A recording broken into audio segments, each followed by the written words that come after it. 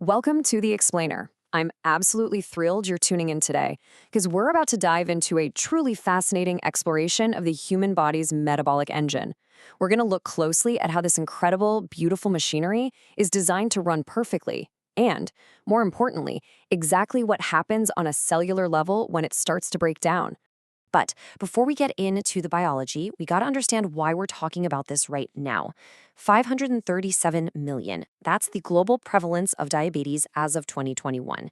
I mean, it's a number so massive, it's kind of hard to wrap your head around, right? But it instantly establishes the sheer magnitude of this worldwide health crisis. And we aren't just hovering at 500 million either. The projections are, well, they're pretty alarming. By 2030, we're looking at 643 million. And by 2045, an estimated 783 million people will be affected. The epidemic is growing right before our eyes. Which naturally brings us to the pivotal question guiding our entire journey today. How exactly does the human body's metabolic engine fail on such a massive scale? To figure this out, we need to dissect this system failure, step by step. So here's our roadmap. We'll hit 1A, a global health crisis. 2, the glucose system. 3, type 1 breakdown. 4, type 2 resistance. 5, the rare variants. And 6, diagnosis and prevention. Let's get right into it. Section 1, a global health crisis, epidemiology and impact. $1 trillion. That was the estimated global healthcare costs for diabetes in 2021 alone. Add to that the 6.7 million deaths worldwide that same year, which, by the way, represents over 12% of all-cause adult mortality. This is exactly why understanding this topic matters to absolutely everyone, whether you're a clinician, a student, or just someone looking out for your own health. Moving on to Section 2, the glucose system, anatomy of a perfect engine. Okay, let's walk through this fascinating chain reaction. How does a beta cell in your pancreas actually know there's sugar in your blood? Well, first, glucose enters the cell through a sort of doorway called the GLUT2 transporter. Once inside, an enzyme called glucokinase traps it by phosphorylating it. This kicks off metabolism, which causes ATP energy levels to rise. That rising energy then acts like a switch, closing a specific potassium channel, the KATP channel. When that channel closes, the cell's membrane depolarizes, which springs open calcium channels. Calcium rushes in, and boom. That is the final trigger, causing the cell to release its stored insulin straight into the bloodstream. It's really a beautiful, flawless biological circuit. But you know what's truly fascinating here? The role of glucokinase. This isn't just an everyday enzyme, it's the ultimate clinical pearl. Think of glucokinase as the molecular thermostat of the beta cell. It is the absolutely crucial glucose sensor that physically links the amount of sugar in your blood to the precise amount of insulin that gets released. All right, Section 3, Type 1 breakdown, autoimmune destruction. In this first major system failure, the body tragically attacks its own insulin-producing factories. And type 1 diabetes doesn't just happen overnight. It follows a ticking autoimmune clock. In stage 1, the immune system has started its attack. You can see this marked by autoantibodies, but blood sugar remains totally normal. In stage 2, those autoantibodies are still hanging around, but now blood sugar starts getting abnormal, even though the patient still feels completely fine. Finally, stage 3 is clinical diabetes with all the classic symptoms. A huge, absolutely crucial concept to grasp here is that those autoantibodies, they're just markers.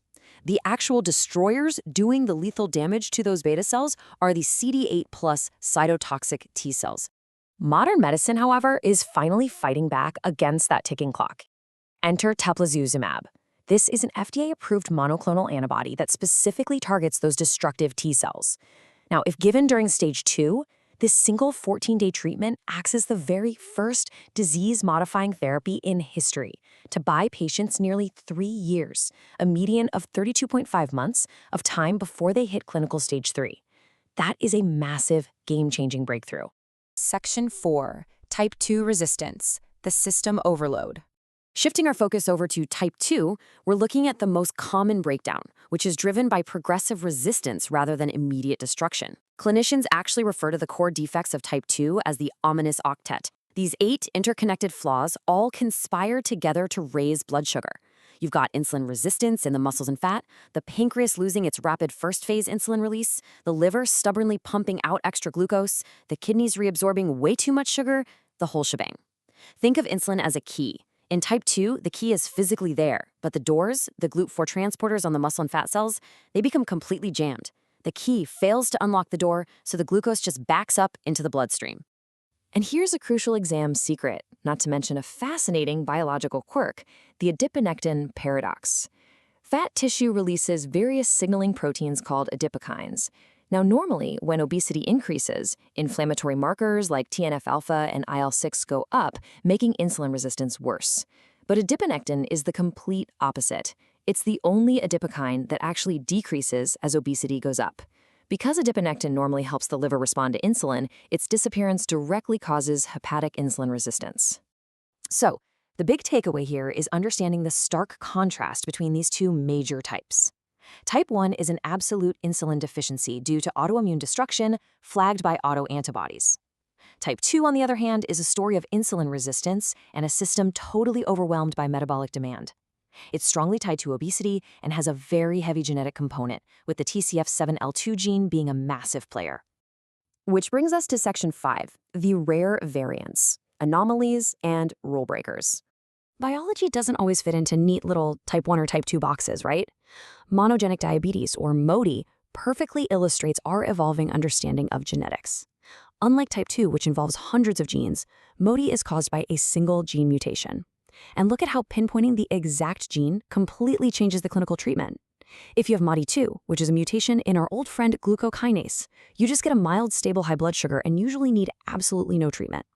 But if you have MODY3, it's progressive, yet it responds beautifully to simple oral pills called sulfonylureas.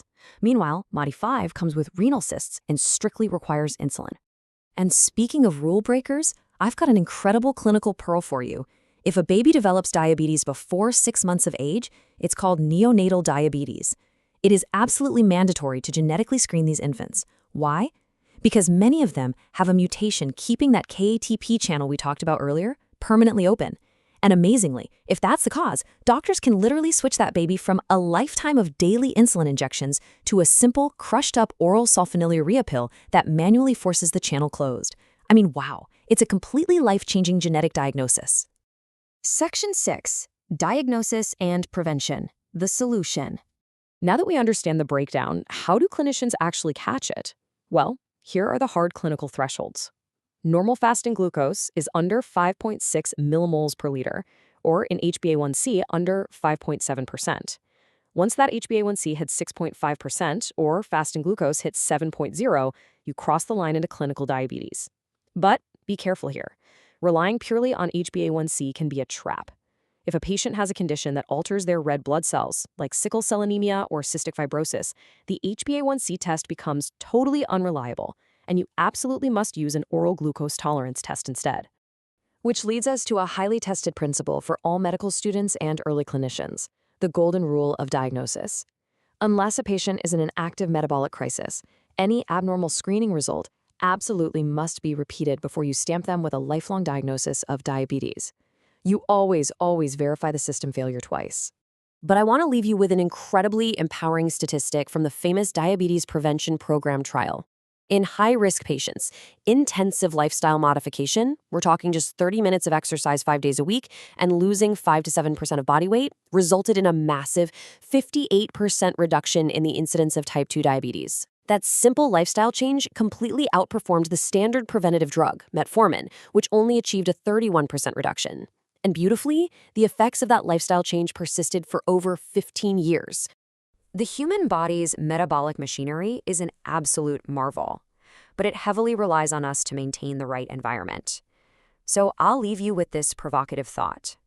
With lifestyle modifications proving to be our single most powerful tool, far outperforming medication, how can we as a society effectively reshape human behavior to finally reverse this trillion-dollar epidemic? Thank you for exploring the science with me today. Keep questioning, keep learning, and I hope this sparked your curiosity about the incredible engine that is the human body.